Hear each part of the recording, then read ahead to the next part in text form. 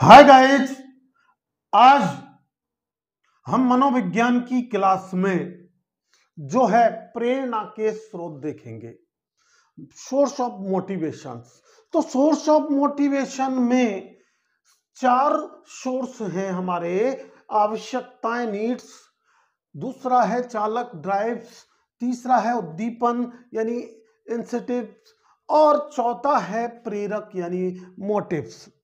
तो सबसे पहले हम आवश्यकता और चालक की बात करते हैं, क्योंकि मनुष्य जो है यानी मानव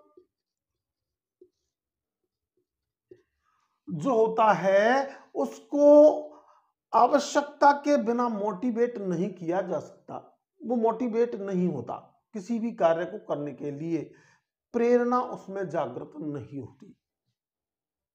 उदाहरण के लिए मनुष्य जो है उसके अस्तित्व के लिए जल, भोजन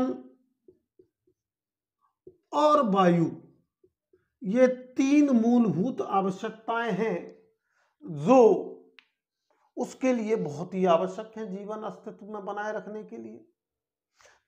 तो ये उसकी नीड्स हैं। अब अगर उसमें कोई प्रेरणा जागृत होती है तो मनुष्य, यदि उसे भूख लगती है, यदि कोई मनुष्य भूखा है, उसे भूख लगती है, तो उसके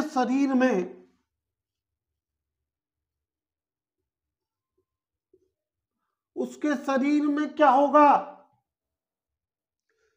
तनाव उत्पन्न होगा। तनाव और असंतुलन हो जाता है। क्या होगा? तनाव व असंतुलन हो जाएगा और वो अपनी भूख की पुष्टि करने के लिए, भोजन प्राप्ति करने के लिए क्रियाशील हो जाएगा। और जब वो क्रियाशील हो जाएगा तो उसमें मोटिवेशन होगा, वो चालन का कार्य करेगा, चालक होगा और भोजन की तलाश करने लगेगा। और जब उसको भोजन मिल जाता है, जब वो भोजन प्राप्त कर लेगा, यानी उसकी आवश्यकता क्या थी? भोजन। और भोजन उसने जब प्राप्त कर लिया, भूख उसकी समाप्त हो गई, तो वह उसके शरीर का तनाव और शरीर संतुलन में आ जाएगा। उसके शरीर में तनाव समाप्त हो जाएगा और संतुलन हो जाएगा, और इस प्रकार वो भूख के प्रति मोटिवेट हो जाता है।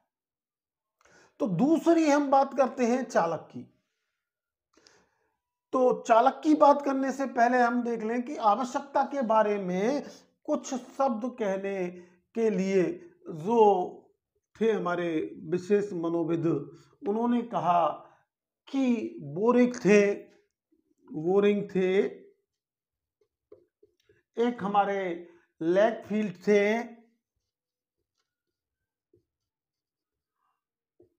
और आपके वोल्ड थे। इन्होंने आवश्यकता के बारे में क्या कहा कि मनुष्य में आवश्यकताओं की पूर्ति करने के लिए एक क्रियाशील तनाव और असंतुलन उत्पन्न हो जाता है, और ये तनाव और असंतुलन होने के कारण वो जो है क्रियाशील होगा, और क्रियाशील होकर के और उस असंतुलन को दूर करने के लिए, अपने लक्ष्य की ओर प्राप्ति करने के लिए प्रेरित होता है, मोटिवेट होता है। और वो मोटिवेट होकर के और उस तनाव को खत्म कर देता है और संतुलन प्राप्त कर लेता है, और इस प्रकार उसकी आवश्यकता पूर्ति हो जाती है। तो एक प्रेरणा के लिए, किसी कार्य को करने के लिए, प्रेरित होने के लिए जो है आवश्यकता नीड्स उसके लिए जरूरी है, उसको कुछ उसकी आवश्यकता महसूस होनी चाहिए उस कार्य के लिए, तभी वो प्रेरित हो सकता है। दूसरा चालक की बात कर रहा था मैं, तो चालक ड्राइव्स यानी कि देखिए चालक शरीर की आंतरिक क्रिया होती है। चालक जो है यानी ड्राइव्स वो मनुष्य में शरीर की आंतरिक क्रिया होती है। अब देखिए मैं आपको उदाहरण दे दूं कि जैसे मनुष्य में प्यास लगती है, मनुष्य को प्यास लगती है तो प्यास का चालक जागृत होगा उसमें, और प्यास का चालक जागृत होगा और वो चालित होकर के, क्रियाशील होकर के पानी के लिए, पीने के लिए मजबूर हो जाएगा। इसी प्रकार उसमें अगर भूख लगती है तो वो भोजन के लिए, भोजन चालक उसमें जागृत हो जाएगा और वो भोजन प्राप्त करने के लिए क्रियाशील हो जाएगा, यानी आंतरिक रूप से वो क्रियाएं करने लगेगा।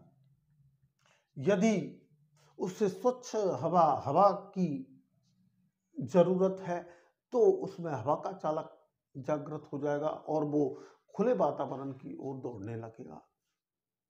तो इस प्रकार कहने का मतलब है उसके चालक जो है, इस संदर्भ में बोरिंग, लैंग, फील्ड और बोल्ड ने कहा कि चालक शरीर की एक आंतरिक क्रिया होती है, एक आंतरिक क्रिया होती है जो विशेष प्रकार के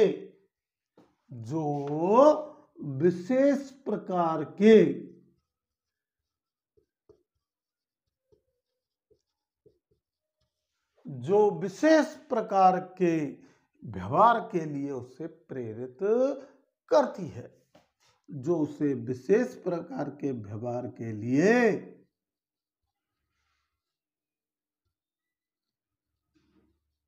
प्रेरणा देती है।